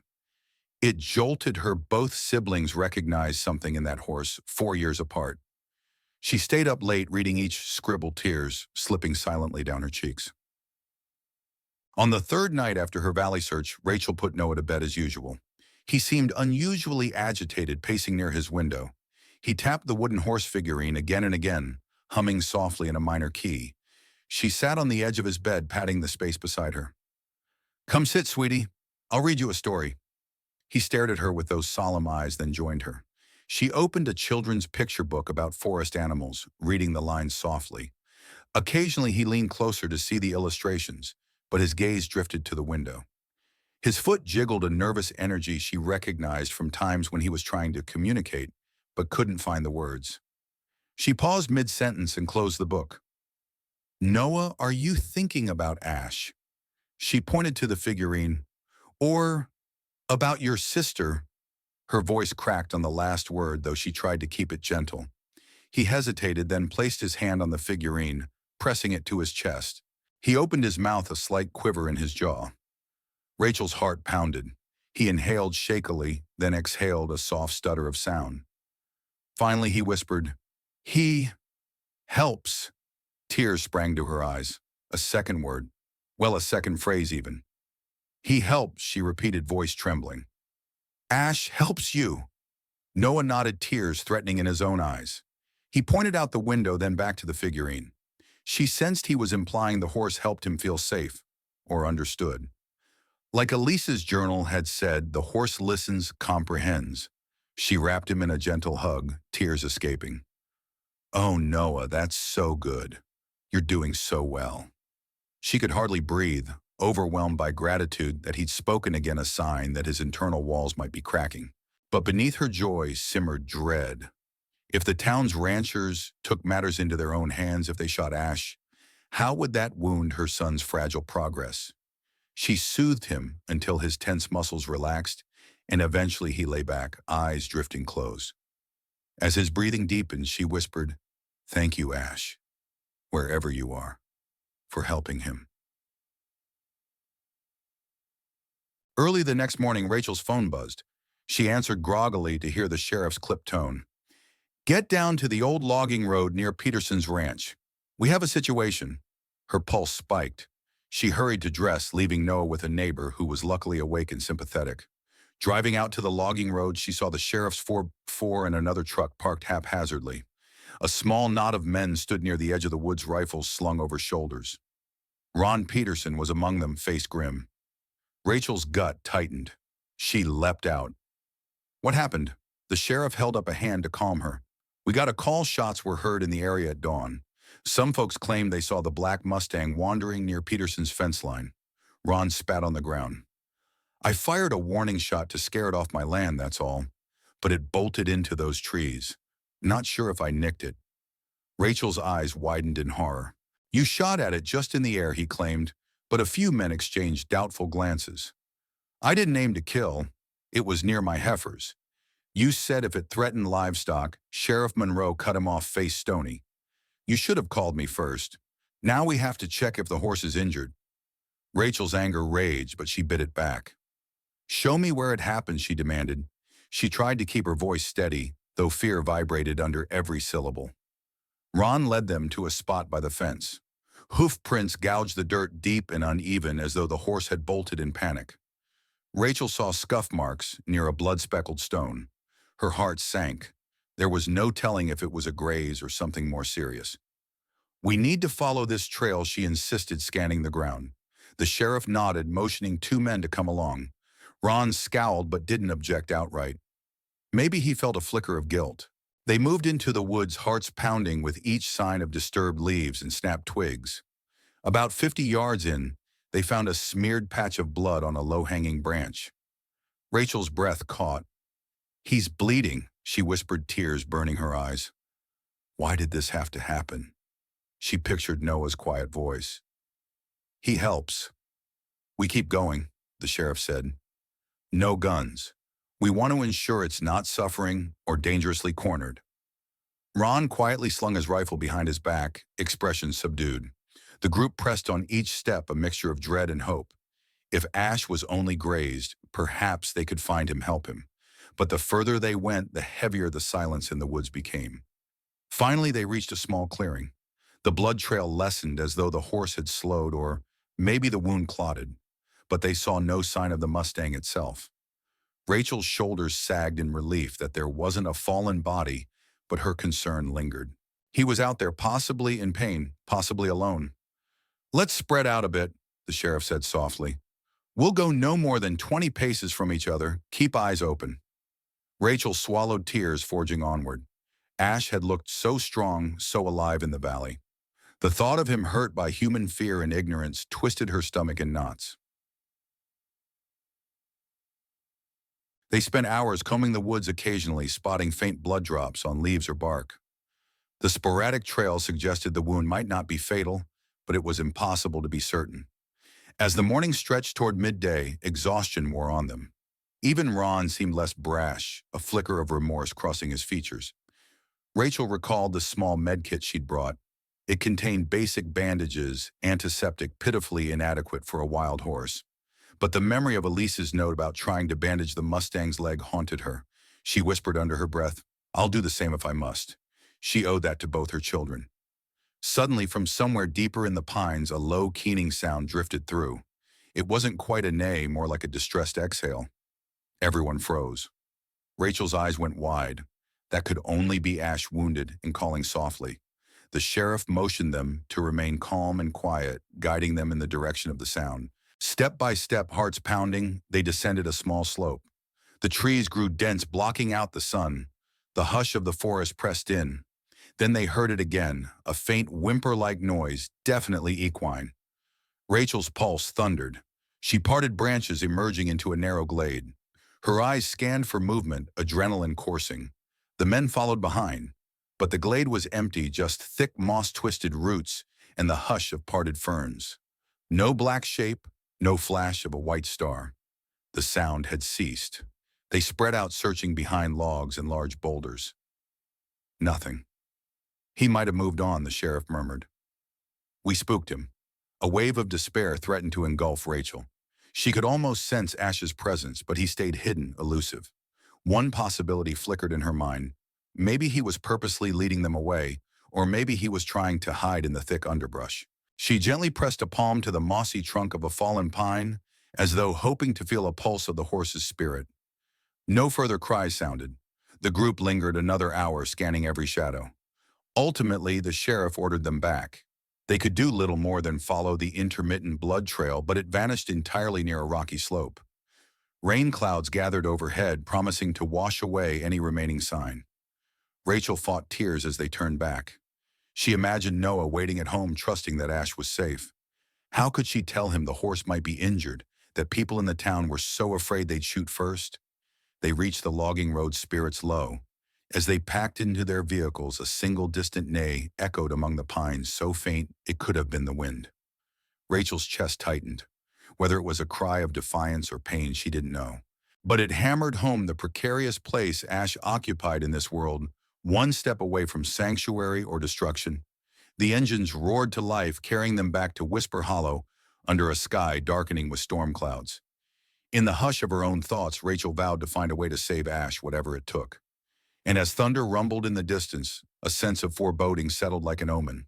This battle was far from over. Dark clouds gathered over Whisper Hollow that afternoon, threatening a downpour. In the Whitlock house, Rachel paced near the window, replaying the morning's events. In her headshots fired at Ash, a narrow trail of blood, the horse's cry echoing through the pines. Each memory twisted her stomach into knots. She glanced at Noah sitting on the couch, hugging the wooden horse figurine. His solemn gaze drifted from her to the window, as though silently asking about Ash. She knelt beside him. "We tried to find him," she whispered, voice raw with guilt. "I'm so sorry." Noah reached out, pressing the little figurine to her chest, as if telling her not to give up. Tears pricked her eyes. Since he'd spoken those few words, "Ash helps," she felt a fragile thread of connection blossoming between them. But the threat to Ash was more real than ever. The phone rang, jolting her. She picked it up to hear Debbie Carson's anxious voice. "Rachel, rumor says some ranchers might organize a bigger search party to track Ash down. They're convinced he's a menace." Debbie sighed. "I don't want them chasing a wounded horse with guns." Rachel's free hand clenched into a fist. She thought of Elise's battered charm bracelet, the scraps of her jacket in the valley. That horse had carried her daughter's final hours. Now the town was hell-bent on driving it out or killing it. "Thank you, Debbie," Rachel managed. "I'll try to stop them or reason with them. Somehow." After hanging up, she turned to Noah. "People want to hurt Ash," she murmured, eyes stinging. "We have to find him first. Help him." The boy watched her expression so intense it nearly broke her heart. Though he remained mute, she sensed his agreement. He stood slipping on his jacket as if ready to follow her that instant. She exhaled slowly. "Not yet, sweetie. Wait here. I need to talk to the sheriff." The child's face fell, but she had no choice. She wouldn't lead him into the woods with armed ranchers prowling. She patted his shoulder gently. "I'll keep you safe and I'll do everything I can for Ash. Promise." Outside, the first drops of rain spattered the porch steps, a steady rhythm that whispered of a coming storm. Rachel drove to the small building that served as both sheriff's station and municipal office. The short ride felt endless, her thoughts churning. Rain blurred the windshield, forcing her wipers to flick back and forth. In her mind's eye, she saw Elise as she must have been in that final stormy night searching for the horse. A pang of regret twisted her chest. When she stepped inside, she found Sheriff Monroe hunched over a cluttered desk, sifting through phone messages. He glanced up, relief crossing his features. "I was about to call you. We're getting reports about a group of ranchers, Ron Peterson, Travis Mullins, a couple of others talking about finishing the job." She slammed the door behind her, water droplets sliding off her jacket. "We can't let that happen. We need to find Ash, first figure out how badly he's hurt." Her voice trembled with urgency. The sheriff nodded. "Agreed. But I can't arrest them for talk. We need a plan. Maybe if we can tranquilize the horse and relocate him, that'll satisfy folks. Or if we show he's not a threat." "Relocate him," she echoed, heart sinking. The idea of removing Ash from these lands where he seemed to belong felt wrong, but maybe it was the only way to keep him alive. "Even so, we need to actually locate him. We lost the trail." Sheriff Monroe leaned back, dragging a hand over his weary eyes. "We'll muster a team, me, a local vet. I know maybe one or two ranch hands who aren't trigger-happy. We'll search that valley again, or wherever the blood trail leads." He hesitated. "Rachel, if we can't treat him in the wild, we might have to bring him in." "I'm sorry," she swallowed thickly. "Better that than a bullet," she admitted. "And maybe I can help." Noah, he somehow senses Ash's presence. He always seems to know more than he can say. Monroe studied her. "Are you suggesting we bring Noah along? That could be dangerous?" A swirl of protectiveness clashed with her knowledge that Noah might truly help. She pictured him insisting, pointing to the door. "I'm torn," she admitted. "I don't want him in harm's way. But he's begun speaking a little because of Ash. He might guide us like Elise's diaries said." The horse responded to gentleness. The sheriff weighed the risk. "Let me see if I can get sedation equipment from Dr. Atkins, the vet. Then you decide about Noah. We'll go tomorrow at first light before Peterson's crew sets out." Rachel nodded, shoulders taut with determination. "Thank you," she whispered, grateful to not be alone in this fight. As she exited, the rain soaked her hair, but she barely noticed. Her heart hammered with a singular goal: protect Ash for Noah's sake and Elise's memory, no matter what it cost. That evening, Rachel prepared dinner absently. Her mind whirled with logistics, sedation bandages, a safe route, vantage points to spot the horse before any rancher did. She glanced at Noah, who pushed his fork through mashed potatoes, barely eating. He'd been restless since she came home, possibly sensing the tension in her posture. In the lamplight, his eyes reflected quiet resolve, like he understood the gravity of the moment. "I might go back to the forest tomorrow," she told him gently, with the sheriff to find Ash. "We'll bring a vet to help fix his wound." She paused, inhaling. "I might need you, but it's dangerous out there. Guns, storms. Do you want to come?" He froze, pencil-thin eyebrows drawing together. Then, with a slow, deliberate nod, he pushed his plate aside and picked up the wooden horse figurine, hugging it to his chest. No words, but the message was clear: he would do anything to help Ash. Her throat constricted. Was she risking too much? But time was short. If they waited and let the ranchers get a head start, Ash could be killed by sunrise. She approached him, gently cupping his cheek. "Okay," she murmured. We'll stay close to the sheriff, away from any potential crossfire. Just don't wander off like before. Promise." He stared, then reached for her hand, pinky extended. She blinked, touched by his gesture. A pinky promise. She sealed it, tears glistening. In that moment, mother and son forged a silent pact to stand beside the wounded Mustang. The overhead light flickered in the growing storm outside, thunder rumbling softly in the distance. At dawn, the wind lashed the trees around the Whitlock house, rain slicked leaves clinging to every surface. Rachel readied Noah with a warm coat, sturdy boots, and a waterproof jacket. He looked up at her, determination etched in his young features. She wondered again if she was making a mistake, but Noah exuded a calm gravity she couldn't ignore. Sheriff Monroe arrived in his 4 accompanied by Dr. Atkins, the town's veterinarian, a middle-aged woman with sharp eyes, gray-streaked hair, and a no-nonsense manner. In the back of the truck lay a tranquilizer, gun sedation darts, and a vet's kit filled with supplies to treat an injured horse. "We'll head to the valley," the sheriff announced, stowing extra gear. "Craig's giving us updates if the ranchers head out. Hopefully we get a few hours jump." Rachel settled Noah in the back seat next to Dr. Atkins, who offered him a tight smile. "He's the boy who—" she began in a gentle tone. Rachel nodded. "He has a connection to the horse. We're hoping it might keep Ash calm if we do find him." The vet didn't look entirely convinced, but she nodded. Wild animals can be unpredictable, but sometimes a bond changes everything. "Let's hope it works." They drove out of town, thunder grumbling overhead, the sky bruised with storm clouds. The wide expanse of pines loomed ahead. Rachel's heart pounded. If their gamble failed, Ash might flee deeper into the wilderness or be killed by the ranchers. If they succeeded, maybe they could finally save the Mustang and bring some closure to the haunting questions about Elise. As they neared the logging road, the rain tapered to a misty drizzle.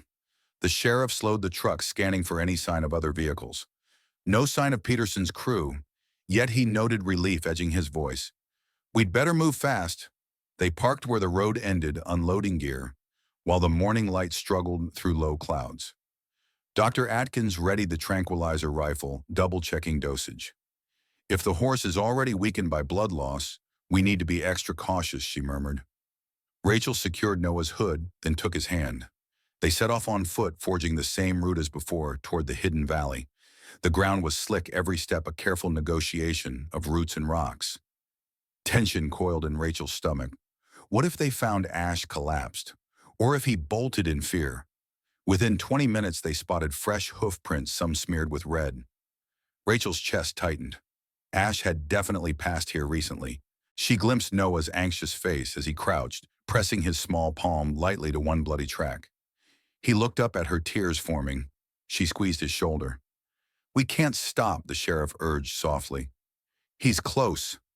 A short distance later, the trees opened into the valley's edge. Mist clung to the ground, swirling in the faint breeze. Rachel recalled how breathtaking this place looked under sunlight, but now it felt ominous, like the land itself held its breath, uncertain. Who would arrive first, helpers or hunters? They advanced slowly, scanning each cluster of trees. The vet readied her rifle. The sheriff motioned for silence. Then amid the hush, Noah stiffened, pointing toward a stand of cedar near the creek. Rachel peered through the shifting mist. A dark shape lay partially hidden among the trunks. Her pulse hammered as they stepped closer. Ash. He lay on his side, flank rising and falling in shallow breaths. His coat was dull, tangled with burrs, and streaked with dried blood. The sight sent a jolt of alarm through Rachel's system, and she stifled a gasp. In the hush, the horse raised his head, bleary eyes flicking toward them, ears pinned back in fear. "Oh God," Dr. Atkins breathed. "He's lost a lot of blood, possibly from a graze that's deeper than it looks." Noah tugged free of Rachel's hand, stepping forward. She almost grabbed him back, but paused. Something about his calm approach transfixed her. Ash snorted, shifting as if to rise, but his hind leg trembled. Noah knelt, setting the wooden figurine carefully on the grass. He extended an open palm, no sudden move, eyes full of empathy. It was a moment suspended in fragile balance. Rachel felt tears slip down her cheeks.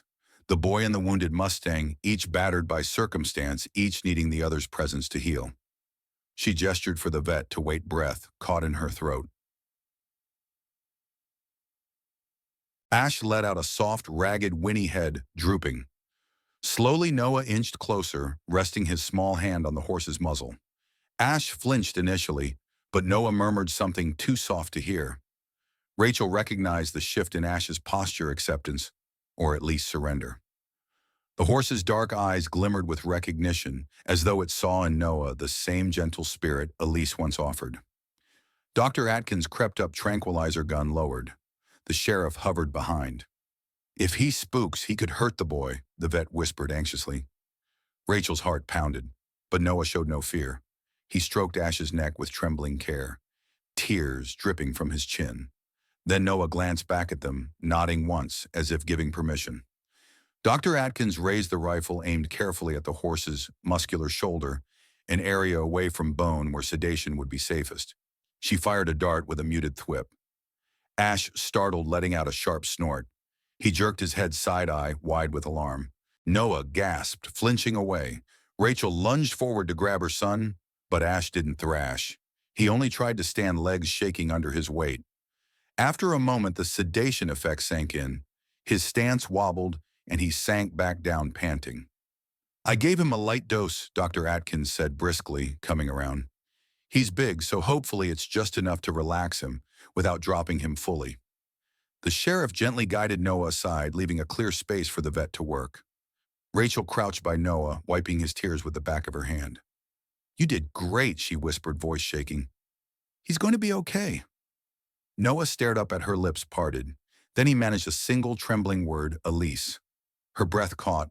She cupped his face gently. Yes, she rasped. She cared about him, too. He nodded, tears glistening, as if that was all he needed to say. Meanwhile, Dr. Atkins examined Ash's flank. A bullet grazed him, all right. It's not embedded, but the wound is deep enough to cause significant blood loss. He's infected, feverish. We need to clean and suture, then I'll administer antibiotics. She turned to the sheriff. We should set up a tarp, get better control of the environment. The sheriff retrieved supplies from his pack. Within minutes, they erected a small makeshift shelter overhead, shielding Ash from drizzle. The vet began cleaning the wound, and the horse let out occasional groans of pain. Rachel felt each sound like a dagger of guilt. Humans had done this. She glanced at Noah, who trembled in relief and sadness. Their eyes met, and unspoken understanding passed between them. They were finishing what Elise never had the chance to complete, helping Ash heal from a human-inflicted wound. The swirl of past and present felt almost overwhelming. Dr. Atkins was halfway through stitching Ash's wound when a distant rumble of engines reached their ears. The sheriff's head jerked up, eyes narrowing. Rachel's stomach churned with dread. Through a gap in the trees, she glimpsed headlights along the logging road. Then came the unmistakable echo of men's voices. "They're here," the sheriff murmured. "Peterson and his group." Rachel's pulse rocketed. She exchanged a fearful glance with Noah, who pressed closer to her side. Dr. Atkins continued working, brow furrowed. "We can't stop now. If I leave this half-stitched, it'll be worse than before." "Keep going," Rachel whispered. "We'll hold them off." The sheriff checked his sidearm, then motioned for Rachel to stay with the vet and child. He stepped out of the cedar grove. Rachel heard him call, "We're over here." "Don't shoot," in a loud, firm voice. Moments later, Ron Peterson's tall figure appeared along with Travis Mullins and two other ranchers. They carried rifles slung over their shoulders, eyes scanning warily. Ron's gaze fell on the scene. Ash lying sedated, Dr. Atkins treating him, Rachel kneeling with Noah. Tension crackled in the air. "What the hell's going on?" Ron demanded. "That horse is dangerous and you're—" "Look at him," Rachel interjected, her voice trembling with anger and fear. "He's wounded, frightened, and not a threat to anyone right now." Travis scowled, brow furrowed. "We lost a calf last week. Could have been him." The sheriff raised a hand. "Unless you have proof, don't pin livestock losses on this horse. Dr. Atkins is stabilizing him. Once he's patched up, we'll decide next steps. I'm asking you to stand down." His gaze swept over the rifles. Ron's lips curled. "That's not your call alone. This is free range. He's been spooking our animals. We have the right to defend our property." "Put the guns down," the sheriff said, voice low and steady. or I'll consider it brandishing a weapon in a public threat context.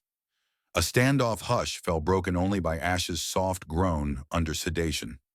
Dr. Atkins worked methodically, oblivious to the tension. Noah clung to Rachel wide-eyed as if expecting a gunshot to ring out any second. Ron hesitated, glancing at the horse. He's bleeding pretty bad. Might be kinder to put him down. Rachel erupted. No, he doesn't need to die. We're healing him. Once he's stable, you can discuss relocation or anything else. But killing him solves nothing, silence stretched. Finally, one rancher exhaled and lowered his rifle muzzle to the dirt. Travis, uncertain, followed suit. Ron glared, torn between anger and caution. The sheriff's hand hovered near his holster. For a long beat, no one moved. Then the ranchers grudgingly backed off. We'll watch, Ron muttered. But if that Mustang poses a threat again, we'll handle it. Rachel's pulse hammered in her ears as she exhaled shakily. Fine, she managed. Just let Dr. Atkins save him. Shonitunum. Dr. Atkins finished the last suture, wiped sweat from her brow, and administered antibiotics. Ash's chest rose and fell, his posture trembling but calmer. She glanced around at the tense group. He'll need time to recover, and we should keep him from galloping off. The sedation will wear off soon. Ron and Travis hovered at the periphery, exchanging uneasy looks. The sheriff quietly asked them to keep their distance so the horse wouldn't startle. They muttered but stayed put. Rachel placed a hand on Ash's neck, checking his temperature. Too hot, but hopefully the meds would help. Noah gently touched Ash's muzzle again, tears slipping silently down his cheeks. Then in a trembling voice that shattered the hush, he murmured, Elise, help. Everyone froze, heads snapping to stare at the boy. Rachel's heart pounded. He had rarely spoken more than a few words, never with an audience. Noah, she whispered, swallowing tears. What do you mean, baby? His gaze flicked between Ash and the forest beyond. In halting phrases, he forced out a new sentence. She came here. Night. Tried to help. He pressed a hand to Ash's flank, eyes brimming. Storm fell. An eerie silence gripped the clearing, as though all present recognized the magnitude of the child's words. She came here to help the horse. She fell in the storm. Rachel's breath caught. Scenes from Elise's journal flashed in her mind, the wounded Mustang, the nighttime rescue attempt. Elise must have found the horse somewhere near this valley, tried to treat its injury. Maybe she slipped on wet rocks or was struck by a branch. The tragedy that night had never been fully explained. Tears surged in Rachel's eyes. She understood what Noah was saying. Ash was not the cause of Elise's disappearance. He was a witness, possibly an attempted protector. And now he was replicating that bond with Noah. A ripple of emotion rolled through the group. Even Ron's scowl softened as he digested this. The sheriff removed his hat, exhaling hard. All this time, we assumed the horse lured her. But maybe she gave her life to save him. Dr. Atkins stared at the ground, lips pressed tight with empathy. Rachel brushed a trembling hand over Noah's hair. Thank you, she said softly, voice choked. Thank you for telling us. He sniffled, nodding, then wrapped his arms around her waist. She held him tight, tears streaming down her face, mindful of the men still watching. But in that moment, mother and son were all that mattered. Half an hour later, Dr. Atkins declared Ash was stable enough to move, though they'd need a trailer if they wanted to relocate him. The sedation lingered, but the horse's eyelids fluttered. He'd soon be aware enough to decide whether to trust or flee. Rain pelted the canopy overhead, dripping into puddles around them. The sheriff gently suggested they form a makeshift corral using rope and the natural enclosure of trees, at least until a transport plan could be arranged. Ron and Travis hovered near the sheriff, subdued. They weren't exactly apologizing, but tension had eased. If you're set on nursing him back, Ron muttered, I'll hold off. But if he roams back onto my ranch, let us handle it, Rachel interjected, voice trembling but firm. We'll keep him away from your property until we find a permanent solution. Travis shook his head, exhaling slowly. Suppose that's fair. We didn't realize all this about your daughter. Sorry, Rachel. It wasn't a direct apology for shooting the horse, but it was something.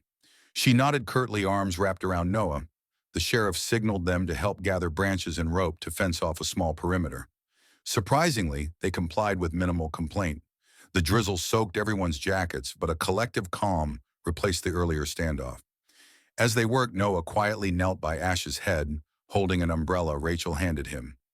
Even half-conscious, the horse seemed to settle under the boy's presence. Dr. Atkins administered a second round of antibiotics. "He should be transported soon," she murmured. "He needs a proper stall, daily care, and follow-up treatment." Rachel swallowed. "We'll figure it out. If the BLM won't take him, maybe I can keep him temporarily, or the sheriff can request a sanctuary placement." No one argued. The ranchers busied themselves, tying rope between trunks. For the first time, Rachel saw a glimmer of unity in action. Men who hours ago were ready to kill Ash, now assisting in a rudimentary rescue. The tension hadn't vanished, but a fragile peace formed, built on truth, grief, and the resilience of a wounded horse.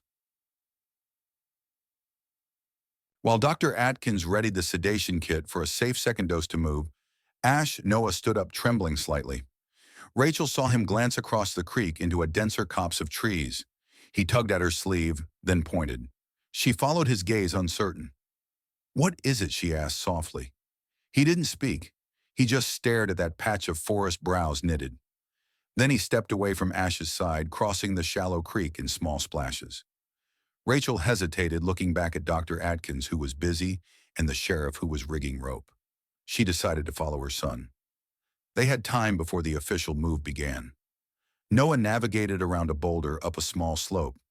The air grew thick with mossy dampness. Rachel's heart fluttered. She recalled the day she found Elise's charm in a place not far from here. Perhaps this area held more clues. She was about to call the sheriff for backup, but something in Noah's posture told her to move quietly, reverently. They stepped between two large cedars. The undergrowth parted, revealing a shallow hollow partially hidden by ferns. Noah paused, chest rising in quick breaths. Rachel realized her own heartbeat hammered in her ears. Why did this place feel so charged with meaning? Then she saw a scatter of old tattered fabric near the base of a fallen log. Next to it lay a small rusted tin box, half buried in pine needles. Rachel's breath caught painfully. Noah knelt, brushing debris aside with trembling fingers. She sank down beside him, tears pricking her eyes as she recognized the color, a dull red like the jacket Elise had worn that night. Pain clutched her chest. She gently lifted the cloth, and beneath it found what looked like a plastic wallet or ID holder, edges, brittle with age. With shaking hands, she opened it. Inside was a faint, water-damaged library card, the name Elise Whitlock. Rachel's vision blurred with tears. This was beyond question. Elise had been here. Her gaze shifted to the log's underside. A hollow space seemed to lead downward, maybe a shallow ravine or pit. Fear and a strange calm fought within her. She didn't see bones or remains in plain sight, but the presence of Elise's things implied the worst. Maybe she crawled here injured after that final storm. Maybe. She bit back a sob. Noah pressed close eyes brimming with heartbreak. He gently set the items aside, then pointed to the wet earth. Something glinted faintly. A single silver ring, scuffed and dull. Elise's ring. Rachel picked it up, tears flowing freely now.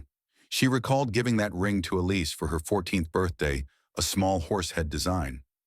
"Oh, sweet girl," she whispered, voice quivering. "I'm so sorry." She and Noah embraced, sobbing. The moment stretched heavy with finality. Though she didn't see remains, the evidence was clear enough. Elise had likely died here out of sight, overshadowed by the storm. The black Mustang was never the monster. He was part of her last attempt at compassion. At length, Rachel forced herself to stand. "We need to tell the sheriff." Her voice broke. Noah nodded, tears streaking his cheeks. They carefully collected the old cloth and the ring, leaving the site as undisturbed as possible in case official investigators needed to confirm everything. The forest felt sacred, bearing witness to a tragedy that had gone unsolved for years. Though heartbreak churned in Rachel, a fragment of peace flickered too. At last she knew. Elise's final hours were here in a quiet pocket of nature, a place where she tried to save a wounded horse. Returning to the makeshift corral, Rachel's tear-stained face told the story before she spoke. The sheriff rushed over, concern etched on his features. "Rachel, what happened?" She steadied herself, glancing at Noah, who squeezed her hand. We found more of Elise's belongings. Her voice trembled, but a weird calm underpinned it. In a hollow area up there? Looks like she might have died in that spot after the storm. A hush fell over the clearing. Dr. Atkins paused, her packing eyes widening with sympathy. The ranchers shifted uneasily, hats in hand. The sheriff put an arm around Rachel's shoulder. I'm so sorry, he managed. We'll investigate properly, give her the respect she deserves. At least, now you'll have some closure. Rachel shut her eyes, tears slipping down her cheeks. She nodded. She felt heartbreak swirl, yet also a sense of weight lifting. For 4 years, she'd been trapped in not knowing. Now heartbreak took a solid shape. She could mourn Elise properly, bury her memory with tenderness, no longer consumed by suspicion or rumor. Noah stood quietly, tears on his lashes. The child who rarely spoke had guided her to the truth. She bent to hug him, close, a voice catching. Thank you, she whispered. Thank you for leading me. A soft whinny drew their attention. Ash stirred within the rope enclosure, sedation wearing off. He blinked blearily as though sensing the emotion. The vet moved in calmly, checking the horse's vitals. Rachel swallowed a surge of gratitude for him, for the final link to Elise. Steadying herself, she turned to Ron and Travis. Now you see, he's not just some beast. My daughter tried to help him. He was part of her last hours. Ron's expression twitched with remorse or compassion. I didn't know, he mumbled. Travis stared at the ground, shame washing over his features. They'd nearly killed a horse that had done them no harm except exist on the wrong side of fear. Over the next few hours, everything happened in a blur of subdued cooperation. The sheriff radioed for discreet backup, requesting an official search at the site of Elise's belongings. Dr. Atkins arranged for a horse trailer to transport Ash to a safe stable near her clinic where he could recover properly. Even Ron offered his truck to help haul the trailer.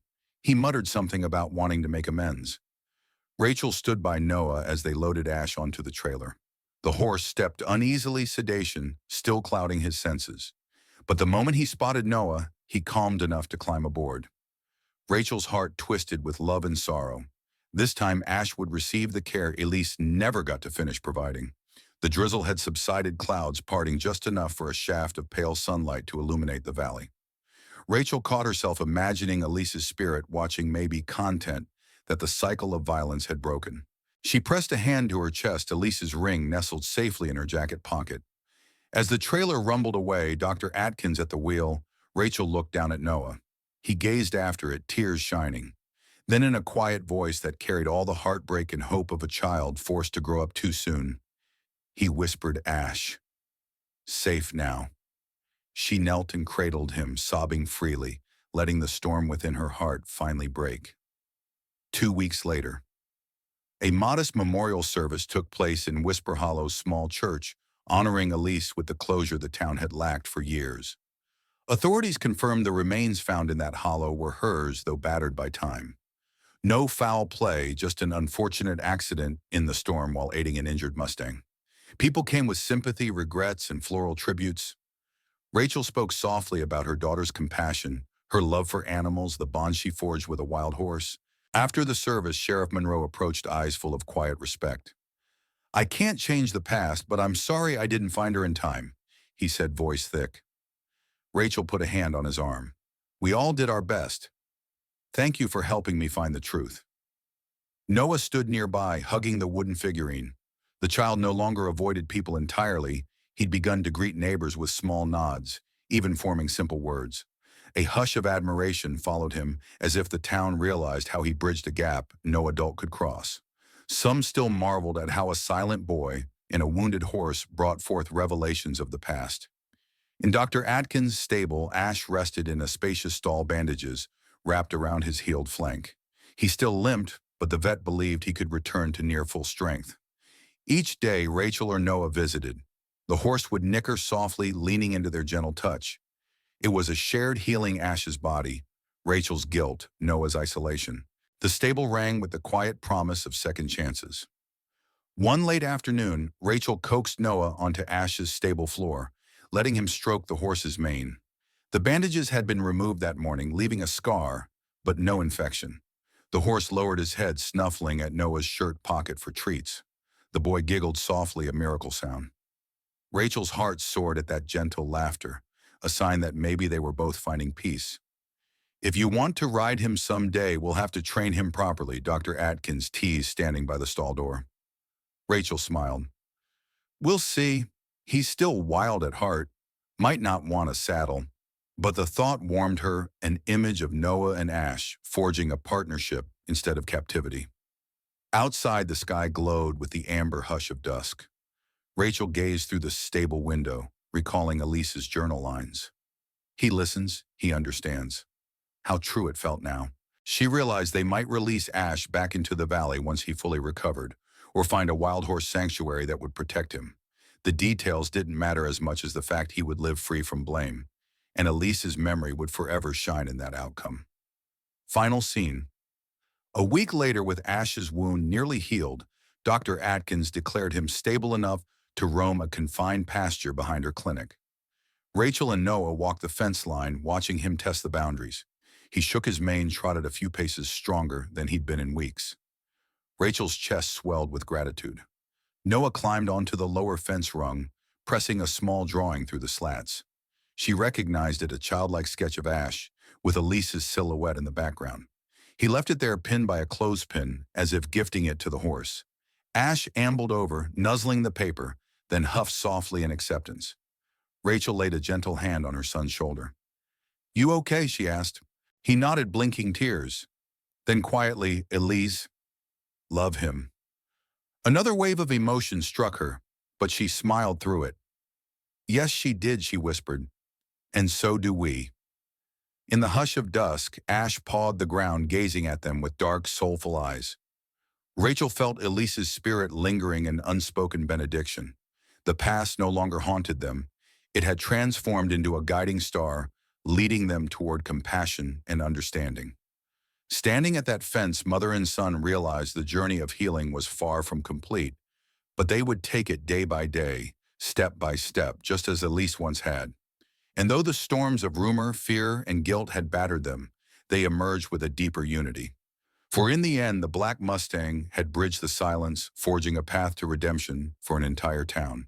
The final note carried on the evening breeze the soft exhale of a horse that once lay wounded in the valley, now finding a new beginning under the watchful care of those who understood. With the setting sun painting the sky in golden pink, Noah slid off the fence, turned to Rachel, and gave a small, brave smile. Home, he asked, gently, voice quivering with vulnerability, yet stronger than ever. Rachel pulled him into a tender hug, tears slipping down her cheeks. Yes, sweetie. Home. Let's go. And together they walked away, leaving Ash under the glowing sky, free at last from the shackles of a misunderstood past, living proof that love in all its quiet bravery could bridge even the greatest divides.